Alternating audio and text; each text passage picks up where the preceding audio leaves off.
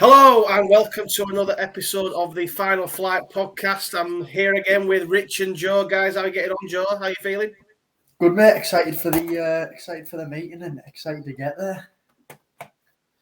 Yeah, really good week. The Dante meeting, isn't it, Rich? Are you looking forward to it as well? Can't wait. 3 days of cracking racing. Cracking racing and sunshine, and I think what we'll do is we'll get stuck straight into the group races. Tomorrow then, the first race we're going to go through is the Duke of York Clipper Group 3. Rich, I'm going to let you take the lead on this one. We've got Highfield Princess, Creative Force in there. Who are you thinking for this? I like the favourite, Highfield Princess. She obviously won it last year. My only concerns with her is last year she had the weight advantage and she had the benefit of a prep run, whereas she comes fresh into this race this year. So therefore, I'm going for Marshman each way. He was 10-1 anti-post, so I had a little dabble with that. But he won impressively over 5 furlongs last time out at Chantilly. That was soft in the Group 3. But last season he was running some good Group 1s, so I think he was second in the Juncac, where Cold Case came third, who was then gone on to win a Group 1. And Royal Scotsman was also in that race, who then finished 5th in the Guinness. So I think the form's pretty strong. It's a 3-year-old taking on the older horses, so he gets the good weight allowance. I think it's about £11 swing with Highfield Princess, so I think he's going to run a big race at a good each way price. No, yeah, I sort of agree with you there, Rich. That'll be my selection as well. I'm gonna wade in with you there. Like I say, it gets £11 off Highfield Princess. Got the decent form, sort of last time. Prep one last time out, looked pretty good. Like you say, with Highfield Princess taking on this lot with the weight swing, not giving it away this time, I do think it's going to be a pretty big ask first time out. And I think somebody like Marshman, who has actually been backed in, we did tip him up on Twitter around the 8-1, 9-1 mark, is going off around 9-2, 5-1. So there's been some money there. So I think that's a pretty decent selection. So I'm going to join you on that one. What about you, Joy? Also on the trends, one of the highest trends is they've had a previous run, which obviously Marshman has, but Highfield Princess hasn't. So that could be a trend to look out for. Yeah, I like that. And like you say, there's been a lot of these races, these early season races, where they're being won by horses who have had a prep run rather than something that's coming off a long layoff. Obviously, you've got to be a really good top class horse to win races like this off the 100 odd 90 odd days layoff. So, what do you think, Joe? Are you wading in, or are you on Highfield Princess?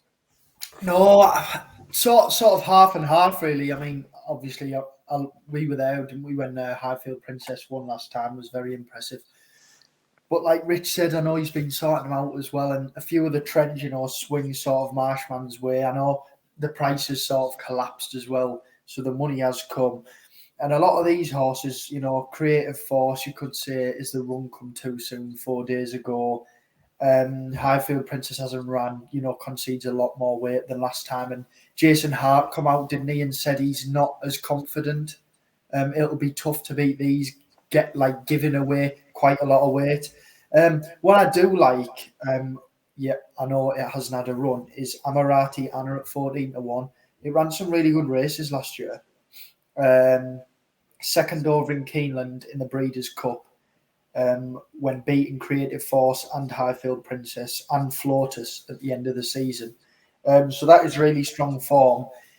Doesn't seem to run bad fresh at all. And then if you go and look at the Highfield Princess run last year, or when it won over the 5, it was staying on.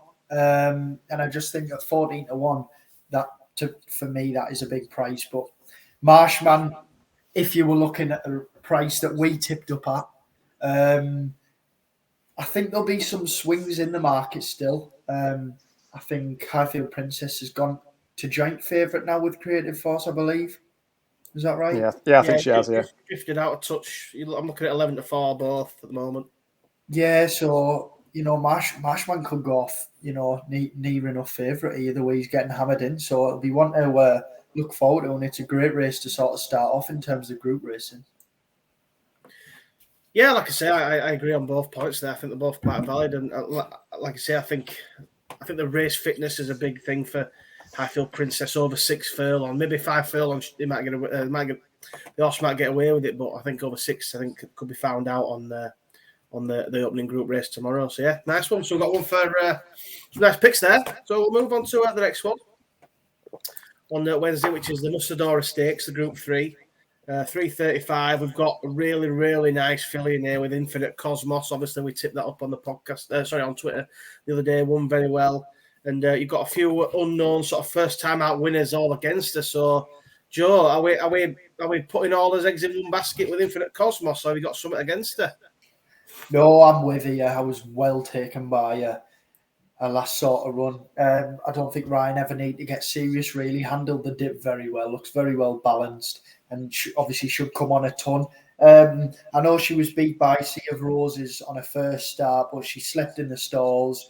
You know, she ran on very strong and looked like she was getting there with every stride, and that was over a mile. One that has sort of taken my eye in terms of the betting is Navaki, is it? Navaki? The Carl Burke horse. Now, that runs some very impressive races last year in Group 1, second to commissioning, second to Polypot in a Group 2. So some very strong form in there coming up against these. And, you know, obviously the money's come, so someone fancies her, but it's the layoff for me. 222 days is a long time, isn't it? And yeah, I'm all over Infinite Cosmo, and I think a lot of improvement will come from the first run. Yeah, would you agree with that, Rich? She's looking like a pretty exceptional filly from what we've seen so far. Yeah, I've got the exact same notes. On the trend side, again, one of the strongest trends is run within 26 days, so Infinite Cosmos ticks that box. For me, I think if you think she's going to win this, you might as well back her for the Oaks, because she's going to shorten up considerably. I think she's about 7-1 at the minute. But yeah, Navaki was a danger, I thought, behind Commission, who's rated 115. So I think if she is going to beat her, Infinite Cosmos, that is, if Infinite Cosmos is going to win, she's going to have to run probably 110, I'd have thought, minimum, try and beat some of these, which I think she's quite capable of doing. She won by 4 lengths last time out. I'm not 100% sure what she beat, but I think she's definitely got improvement in her to match and definitely go higher in the ratings. Yeah, I do think that's one of them where you say, you know, if you think she's going to win, back her for the Oaks, because that Oaks is looking to be a very nice race, I think, when that comes around. But yeah, I think if she wins here, Infinite Cosmos, she probably would be my selection today as well. I think she's the most likely winner, like you say. She hits quite a lot of the trends. She's raced within 26 days. She's race fit. She stays on like a dream. And like you say, that last race, well, the first race for her, she obviously missed the stalls. She's still coming. She's probably unlucky she didn't win anyway. And she's gone and won easy enough last time out.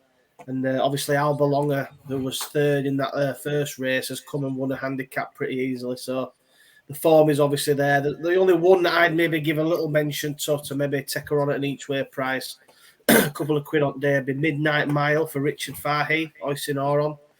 I think that one's quite a nice little type. She won a Group 3 nicely despite looking quite inexperienced.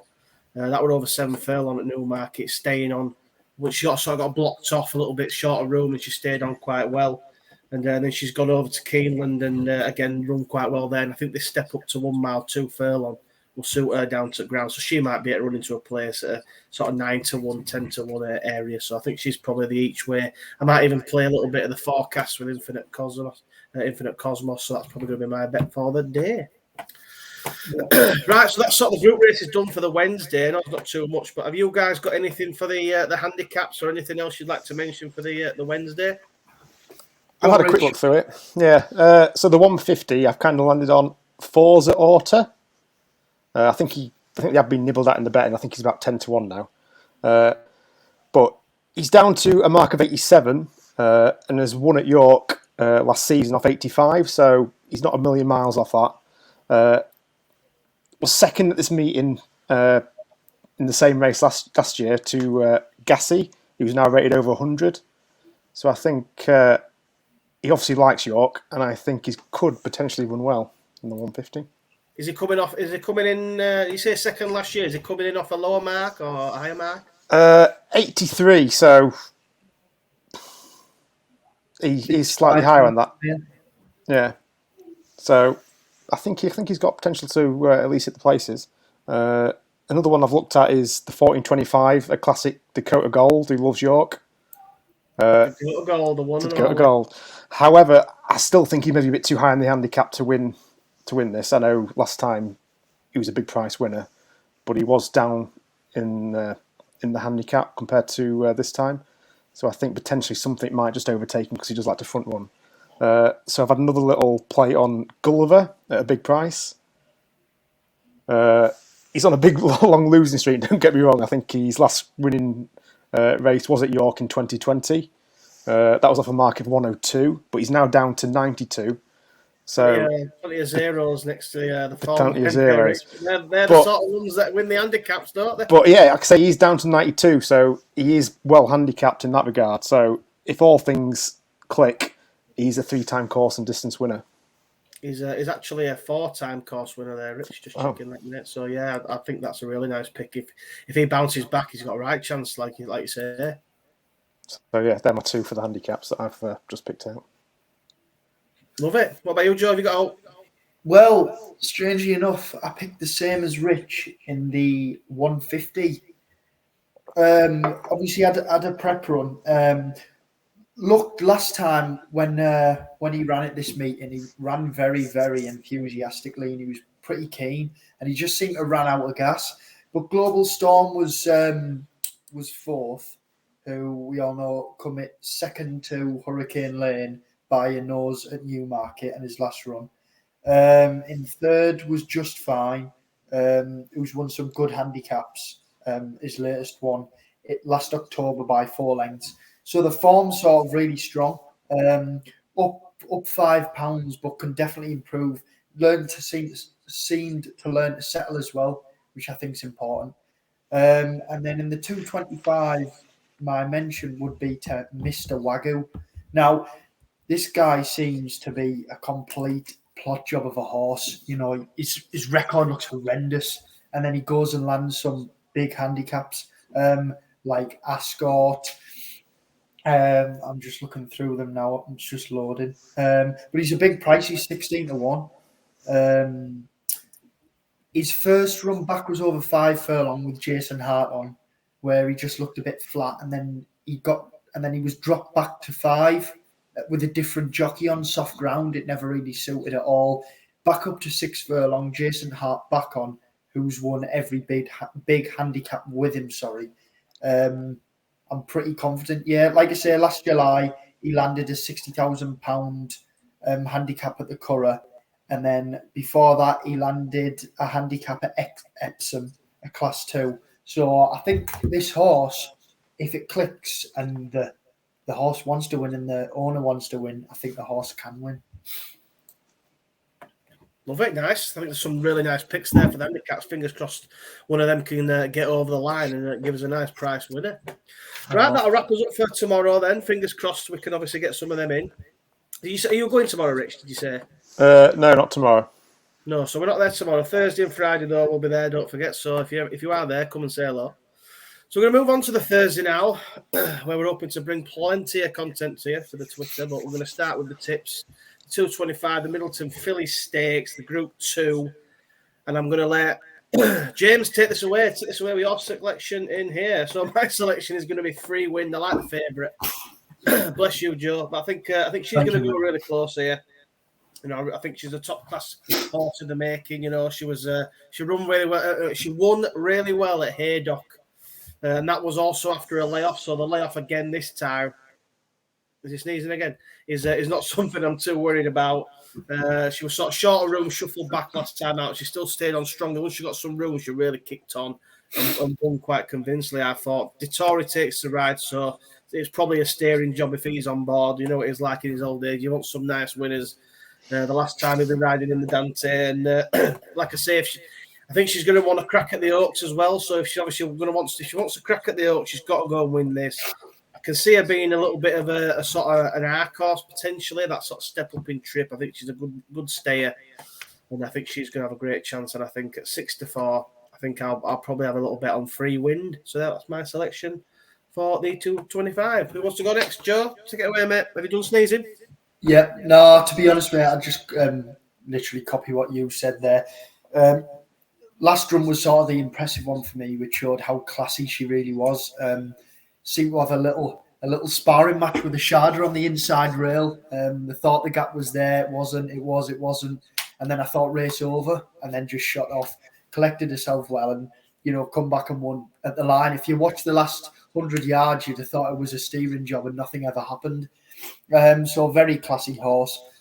And for me, that would be my pick. However, when I was at Royal Ascot, Haggis really does like Sea Silk Road. It got beat by Magical Lagoon that day, and he was very disappointed. I think I remember telling you, didn't I, James? I think my mum shouted him over, and he had a little conversation, and he'd give us Sea Silk Road as his horse of the day. And then he got beat. Yeah, he went clear, didn't he? But he was sitting in second, then he went forward, and I thought, well, he's won, and then he just got swallowed up again. But for me, it's a horse to mention, but I think Free Wind wins here. Yeah, I think, believe it or not, Haviland got I think it was a 5-day ban for reckless riding on Free Wind last time out, which I thought was quite surprising. I didn't think it was his fault. But are you going to make it a hat trick, Rich, with Free Wind, or are you going against the grain? No, she's my nap of the festival, I think. Yeah, pretty much. Whoa! The what? Sorry. The nap of the festival. Wow, love it. And we'll be there to watch it bolt up. Well, I know what we're putting all his money on then, Joe, don't you? Yeah. Like you just said, watching her back at Haydock, she got boxed in horribly, couldn't get out. Haviland practically had to push his way out pretty much. And the way she picked up after getting boxed in, I thought was quite impressive. And to win, she absolutely bolted up. To win like that, I thought she must have some sort of engine in there. The one I would say is a potential danger is Arista. Won a Group 1 over in France last time out. Second in this last year at 20-1.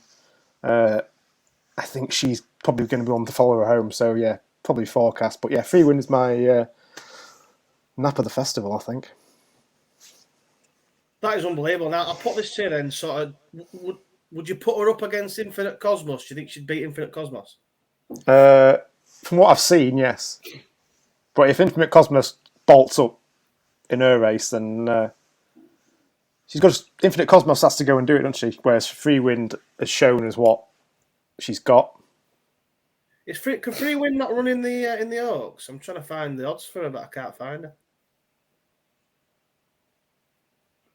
Anyway, think for another time. But yeah, I think she's a strong bet for me this week. Like I say, I think we'll be there to watch her on Friday. On Thursday, sorry. We'll have some live reactions, I think. Probably a bit blogger style, I reckon. It'll be quite fun to watch and see how we get on. But yeah, I'm looking forward to that one. Right, the main race on the Thursday, the one that we're all there for, the Dante Stakes, 335 Group 2. We've obviously got, and I've just flipped off, we've got, this is the one that none of us can seem to pronounce. Epictetus. Epictetus. Flying Honours, Passenger, Canberra Legend, Canberra Raider. It's rugby league, that, not horse racing. Canberra Legend, Continuous, the Foxes, etc., etc. Right then, we've had the nap of the festival, the absolute lump job in the last one. So, who we're picking for Dante, Rich? Let us know. Are we going to see something when you pick this next horse? I wonder. For me, it's not a Dante of years gone by. I'm not with the name I can't say, so I'm not going to say it. So there's two that I've picked out. Flying Honours for Godolphin. I do like the boys in blue. As you may know, thanks to Twitter, I'm a proud owner of a Godolphin cap. So for this, I'll put it on. It looks so Flying Honours for me. Won last time out at Newmarket over 1 mile 2. Looked high class and winning at Salisbury. Flopped in the Royal Lodge behind Dubai Mal, who's then gone on to finish 5th in the Guineas. But I think over the 1 mile 2, he did show that he has got stamina there. So the step up to 1-4, I think the Dante shouldn't be too much of an issue. Should relish the stamina test, in my opinion. The other one I've not gone for, but got a selection for is Passenger. Michael Stout. This one has to be supplemented for the race, so that's a cost of 14 grand, I think it is. So to get any of that back, they're going to have to finish third. So they must have some opinion that he's doing something at home, otherwise it's money down the drain.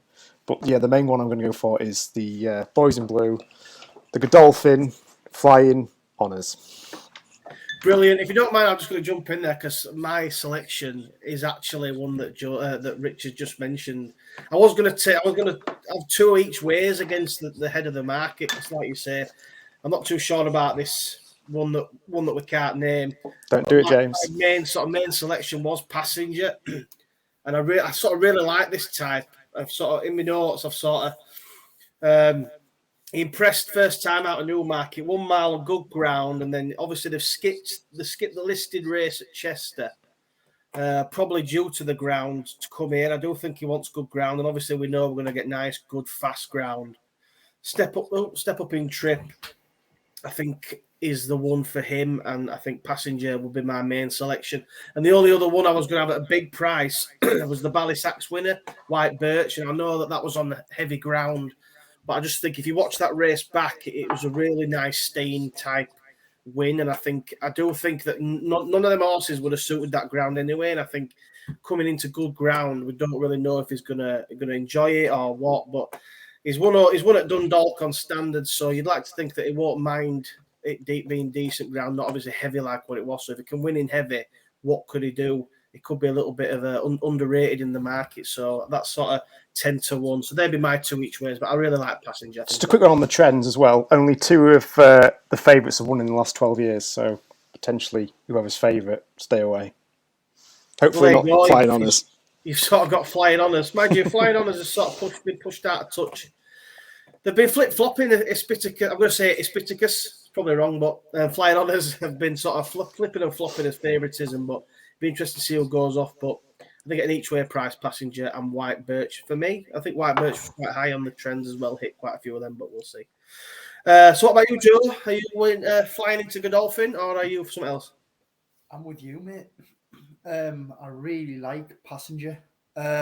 Like you said, well, like Rich said, he was supplemented for the race. He looked very good on debut when sort of understanding his job very well and bolted up, in fact.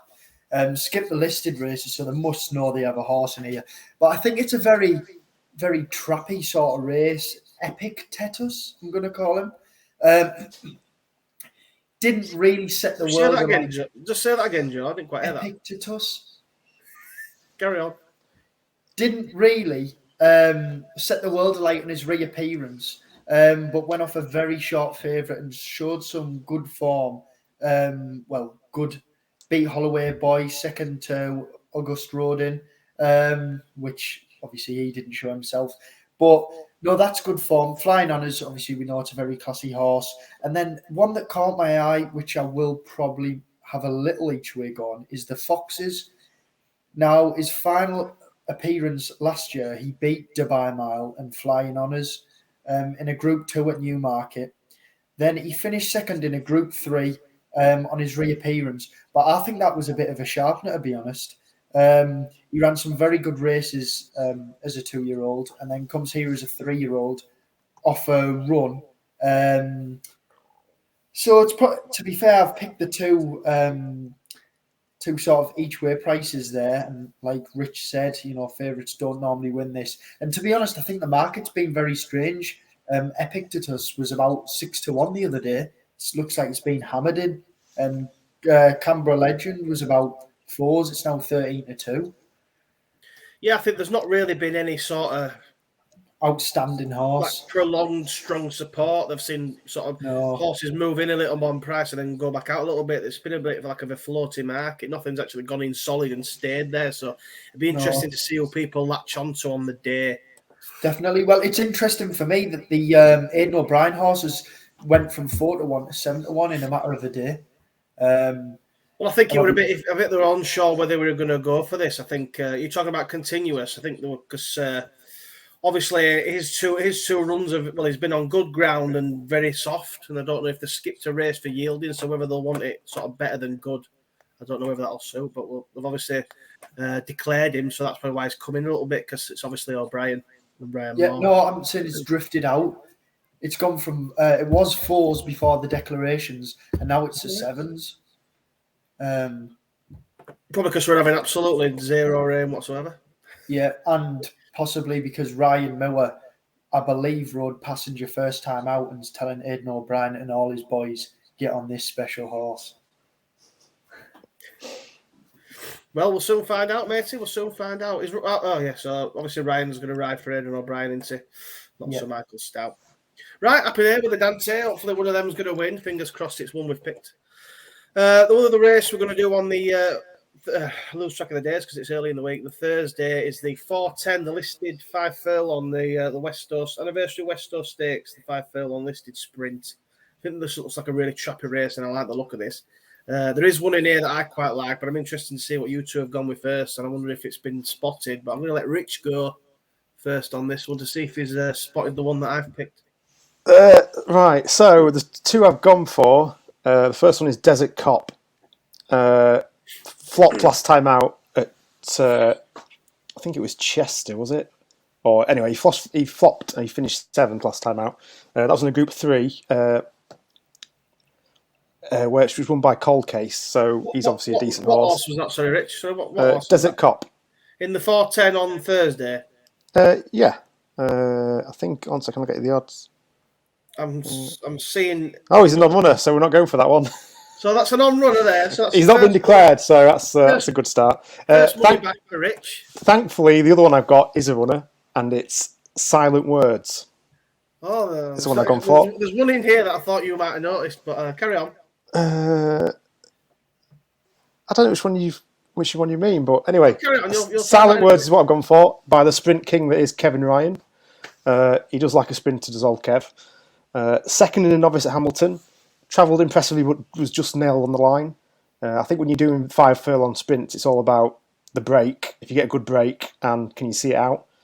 I think he just got pipped last time. I think it won't be too long before he's winning a 5 furlong sprint somewhere along the line. So yeah, at 15-2, I think he is. He's my selection. Nice. What about you then, Jordan? And I'll finish us off for this race. Well, mate, I sort of had the same insight as Rich, really, in terms of picking a non-runner. I like Minnetonka. Ryan Mill was actually jocked up for this horse for a while, long before, and has been pulled out. And the one I have landed on too is Silent Words. I think it's interesting that Danny Tudhope has gone for Kevin Ryan instead of Carl Burke, which he does like that at York. That is normally a duo that sort of happens.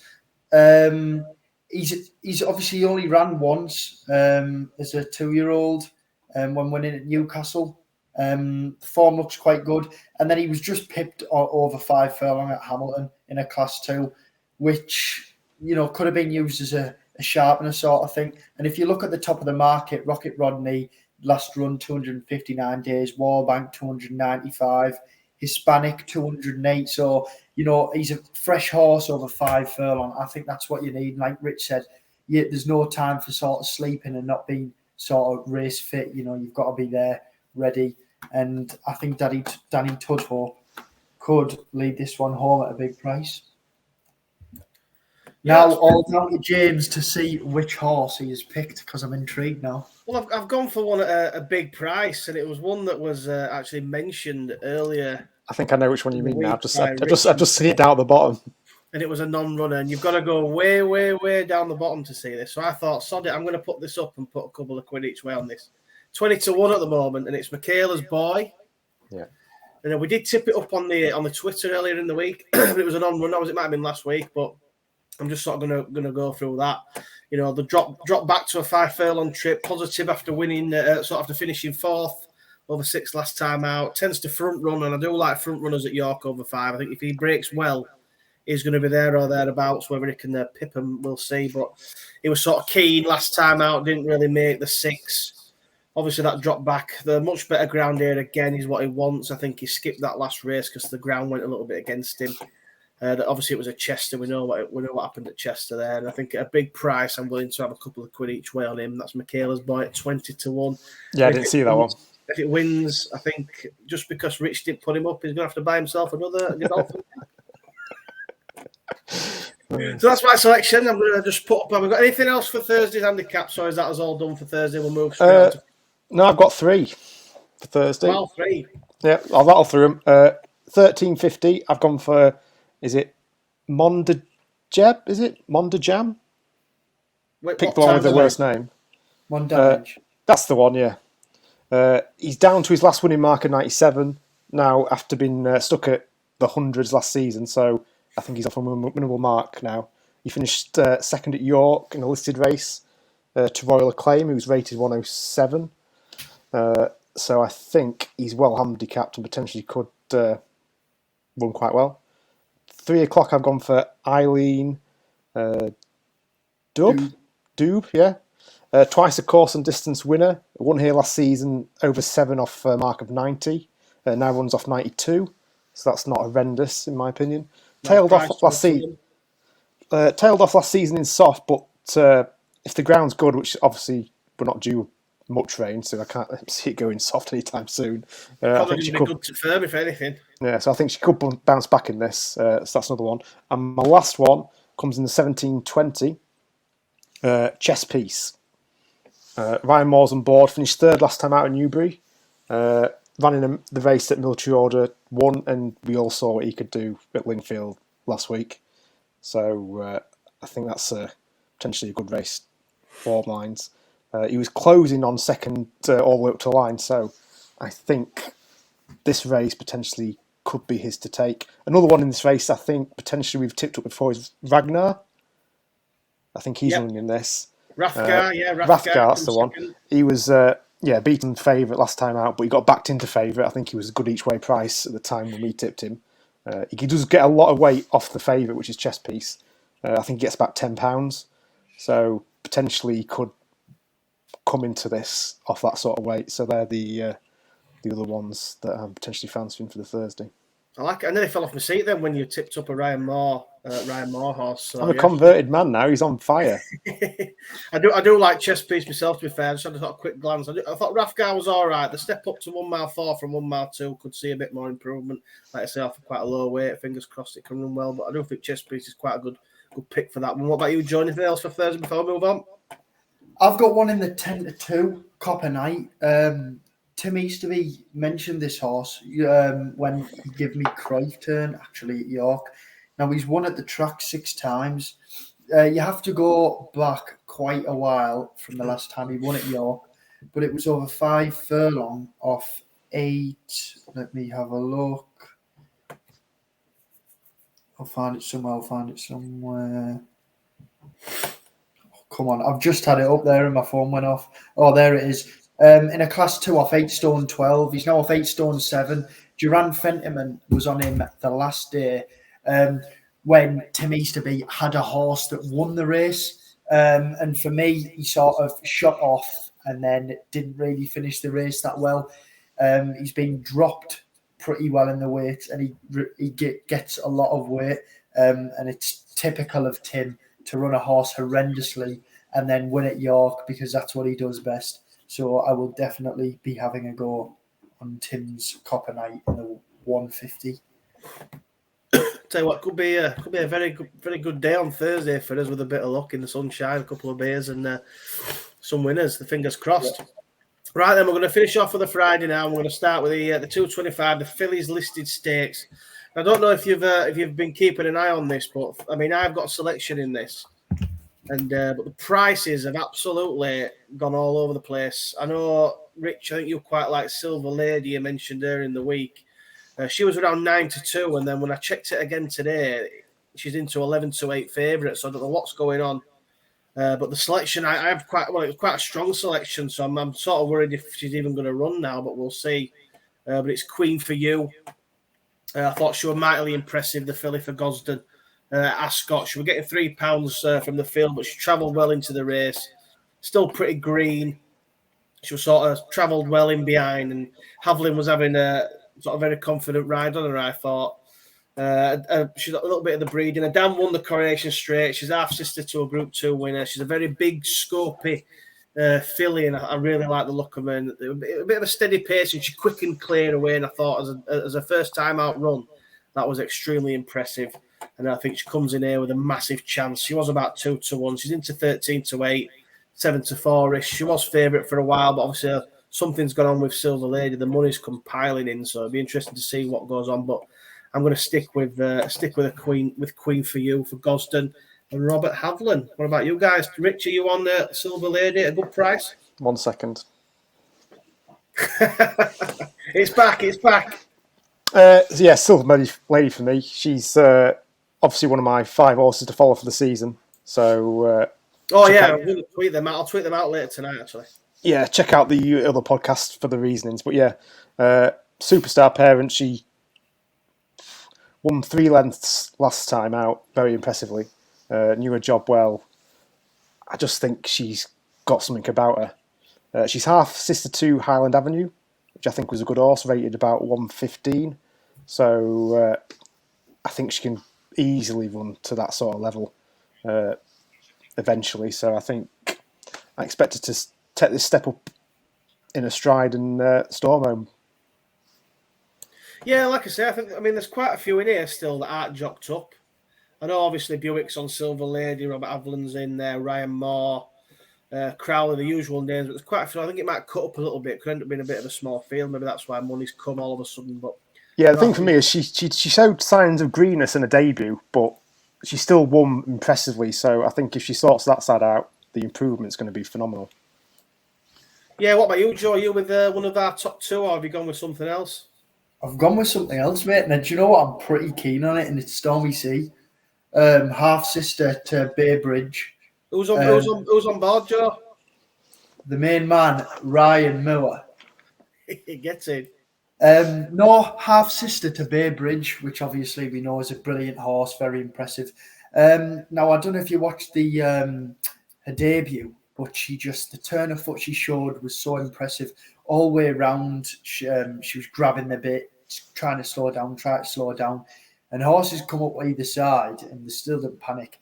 Got a little squeeze, and she absolutely shut off. I think this horse will absolutely relish good ground. Wicked turn of foot. And, I watched it again last night. I just thought it was so impressive first time out. Just the way she got one squeeze, didn't even get serious, just give her a little squeeze, didn't even show the whip and shut off. And I think Ryan Moore is a perfect jockey to see this one home and beat the Godolphin Silver Lady. Absolutely fantastic. I love how we've got 3 out of the top 3 of the market. We've picked them, so you'd like to think we're going to get the winner, but it's going to be a very nice race. This I'm really looking forward to watching this race. I think whichever filly wins this is going to be up there with some of the best going, I think. Right then, so on to the big race of the day, the Yorkshire Cup, the Group 2, 3:35, 1 mile 6. Quickthorn's into favourite again. You've got Broome, Eldar, Eldarov, Hamish, Emily Dickinson, who we think, mind you, money's come for it again. It's sort of 10-1 into 11-2. We thought it might run in Ireland, but that could be tasty if she doesn't. Siskin is in there. What about you? What are you in them, Rich? Are we going for another? Are we going to have to get the cap out again? I'm not going to tell you yet. So obviously Emily Dickinson was again one of my top 5 to follow, but I'm going to presume that she's not going to run. I don't think she's going to come. Looking at this, I think there's an Irish. I can't remember the race, but there's an Irish staying race over there. I think she's going to run in that, to be honest, but we'll see. I mean, Broome's still in. I think one of them might run, but potentially, Aiden's like probably won't send either of them. But neither are jocked up at this point. I'm just going to. It's on the same day, isn't it? It's the Levmore Stakes. I'm just going to assume that they're both not running. So my first selection is Eldar Eldarov, the St. Ledger winner. Was meant to go over to Maidan to run in the Gold Cup over there, but Varian said that he didn't want to rush this horse. So this has always been the target for him. When he won the St. Ledger, he beat Emily Dickinson and New London, who were well fancied at the time, but then flopped over 2 miles. So they just stepped back to 1 mile 6, I think this is, or 1 mile 4, 6, I think. Just may have stretched him a bit too much after the St. Ledger, because that was Champions Day at Ascot. So the step back, I think, is going to be a positive and potentially he could run a big race. He's unbeaten over 1 mile 6 as well. So that's one of the reasons. The other one I've gone for,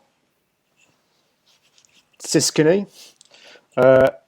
One I really do like. I'm surprised Broome beat him, if I'm honest with you, over in Maidan. But obviously Broome beat the track record there, and Siskiny was only a head behind him. So if Broome had not won, then Siskiny would still beat the track record as well. So that was over 2 miles, I think. 1 second, let me just check. Oh no, 1 mile 6. Yeah, 2 mile. Yeah, it was. Sorry, yeah, 2 mile. But he's also beaten Quickthorn in that, so I'm avoiding Quickthorn here and going with the Gold Dolphin runner because I think she's potentially a good staying type. To be fair, I'm absolutely baffled that Quickthorn's into favourite here. I understand that when me and Joe went to it was the Ebor meeting and they won the staying race there. I mean, obviously the ground were rock solid. Stradivarius and Trushan both dropped out, and they just let him. I mean, it was a farce of a race, wasn't it? Or something halfway around. You're thinking, what are you doing? You're never making that up. You have to be a rocket up, to get that. But no, I'm going to dive in with you. I think Siskiny is probably the one to be on at 6-1 each way. Buick on Appleby. I think it's a nice combination. Like I say, I can't have Quickthorn. Personally, I can't see it. I don't think Broome will run. And I don't think Emily Dickinson will run, so I think it will cut up. I think now's the time to get on if you can, sort of 6-1 each way, because there's plenty in here not dropped up. And whether the law run, like I say, a very small field last time, yeah, it's going to be interesting. But I think I'll dive in with the cap man, and I'll go with Siskiny each way. What about you, Joe? Yeah. You agreed? Hamish is in this as well, but he's not going to run. Hello, is James there? Oh. The Wi-Fi's just gone a little bit. Start again then. So, Joe, who's your pick for this race? Sorry. I've joined the camp of the Godolphin boys, and I've gone for Siskiny. Obviously, race fit. The drop to 1 mile 6 from 2 mile will be a positive. Broome just got up against him when really arguably should have won that. Travelled well. We'll love the conditions, fitting all the trends, and 2 very good prep runs coming into this. So. You're looking at the race, and I've just named them there. You can't really have any negatives. Yeah, it was beaten by Broome, but like Rich said, arguably, if Broome never went, Siskiny would hold the track record and would possibly be an even money shot here. And one quick thing that I just mentioned relating to the Stormy Seahorse that I picked in the 225.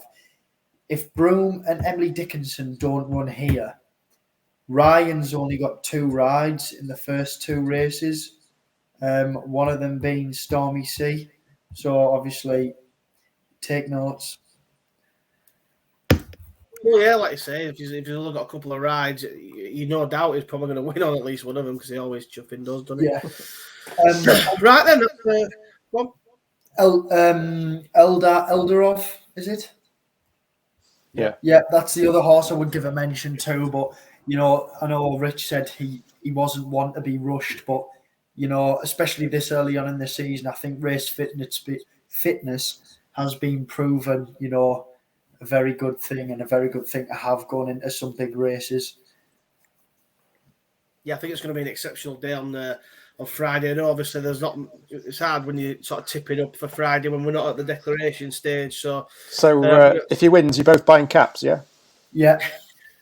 If Flying Honours, Siskiny, and who was the other one? Sorry, Silver Lady.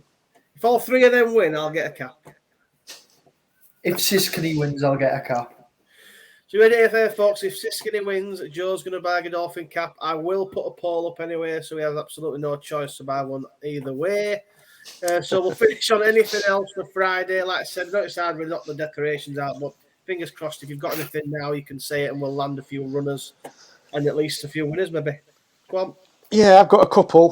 2 are at York, though. 2 are elsewhere. Love it. The one that is at York is not chalked up yet, so I'm not 100% sure he's going to run, but it's New Business. He was in the race. He came 3rd in the race that Passenger ran in. So if Passenger goes and bolts up in the Dante, then I think this... He went off favourite as well, didn't he? Yeah, he was well fancied, I think. I think back in the yard, they were talking him up, positive vibes are coming out. So I think, if Passenger just bolted me Dante and New Business runs, I'll be all over him. So that's that one I got. The other two that I've got, one is runs at Newmarket and the 2:15. I mean, he's not didn't chalked up yet, but if he does run, it's called Lion's Pride. Should have won last time out. I think he got pipped again on the line. So I think he's due for some redemption, and I think he will be winning either on Friday or pretty soon. So that's the other one. And the last one, 3:15 at Newbury, one that got tipped up last time but didn't run, Troon. As mentioned before, won last time out, and I think second and third have come out and found the form and won. So I think this one's fairly decent as well. Yeah, I think I'll just chime in there on Lion's Pride. I've started it's 2 or 3 year old. You won't believe it, Rich. You've completely changed me into a flat lover. But I think Lion's Pride is a big. That was slow. Showed plenty of greenness early on, and sort of was good. 8 lengths behind turning in, I think it was. Travelled better than most and stayed on and just. I mean, they're sort of hanging his head right a little bit as well all the way home. So obviously, plenty green, plenty of improvement you'd like to think to come from that one. So the fact that you've spotted it, it's entered, I think that's massively one that I'd probably jump on as well. But you, Joe, I think with experience, I'd like to see it. I think it'll win, Joe. There's one I really, really like here on Friday, and it'll probably be my handicap nap of the festival, and it's Ajero. I was there when it raced over 1 mile 4 at Royal Ascot, and it comes second to Candleford. Now, it looked the winner all the way up until the 1 mile, 2 furlongs out, and it just looked leggy and very tired. And then not so long after, Jim Crowley hopped on board after David Egan took the rail for a while and bolted up over 1 mile 1 off top weight, 9 stone 13. Now he comes here.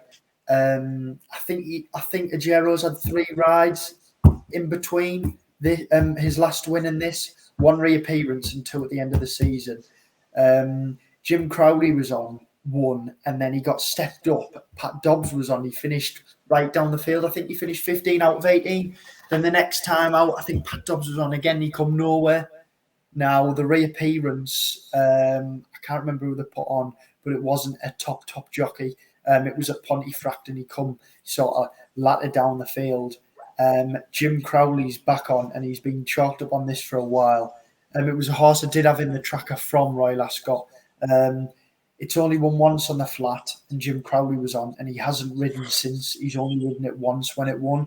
He's back on 1 mile 2 will suit, positive booking, and the ground will be relished. So this one I'm pretty strong on. I like it. Right, no, I'm happy with them then. I think there's some nice picks in there, like I say, a couple away from York. And obviously we'll be at York to watch a few of these run, and fingers crossed they can all get over the line and we have a belting week. Right then, that sort of finishes up. We're going to finish with the naps and next best. So we'll go around and do the next best, and then we'll do the naps. I think for me, my next best for the week is going to be Queen for You. I think she's an exceptional looking filly. I think she's going to be a nice type, and I'm going to next best her. What about you, Rich? Next best, Siskany in the Yorkshire Cup. Like it. What about you, Joe? Next best, Ajero in the handicap at 3 o'clock on Friday. Oh, I like it. And we'll finish with the naps then. The nap for me is probably going to be Free Wind. I think that horse is going to go and bolt up. So fingers crossed they can. The nap for me, Free Wind. Yeah, Free Wind for me. She bolts up. Nap for me is Stormy Sea on the Friday, 2:25 This horse will win. I'm very confident. Honestly, if there's going to be something, I'm going to find something where it's going to have to be a Ryan Moore bit of merchandise or something. But if this horse wins, I will buy it. Well, I think if he wins on that, if he's only got 2 rides on that day and he wins both, I think you should have to get like a Ryan Moore tattoo or something. Ryan Moore tattoo. I'll get Ryan Moore one side of my chest and Richard's face the other. That's if the Siskany what's the horse called? Sorry, the Rhino horse. Stormy Sea. Stormy Sea Siskiny double lands. Ooh, that's in You're the Silver trouble. Lady race, isn't it? That one.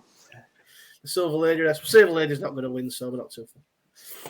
Right, well, that wraps us up. So thank you very much, gentlemen. Let's obviously have a massive week for York and the Dante meeting. We're all going to be there at various times, so we'll try and get on the Twitter with some videos and all sorts of stuff.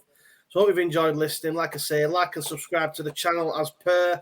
We're obviously getting quite a few subscribers filtering now, which is good. Follow us on Twitter and stuff, so we'll keep putting us tips on.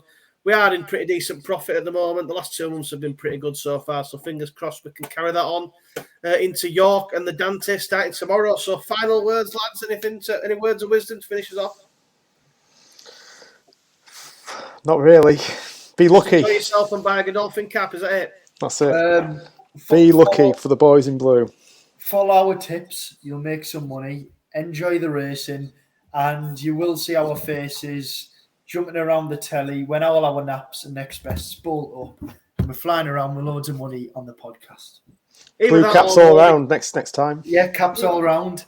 And I'll have the Rhino tattoo. Either that or we'll all be crying in the bar with no money whatsoever. Yeah. Right then, we'll finish this there. So that's the Final Flight podcast, and we'll see you next time. I think we're probably going to do potentially one for the Irish. I think it's the Irish. The Irish meeting next weekend. I forgot what it's called now. Somebody enlighten me. Nobody knows. Well, we'll do a podcast again at some point. We'll let you know on Twitter when we're going to do it. But yeah, thanks for listening, everyone, and watching, and we'll see you all next time. Goodbye. See you later.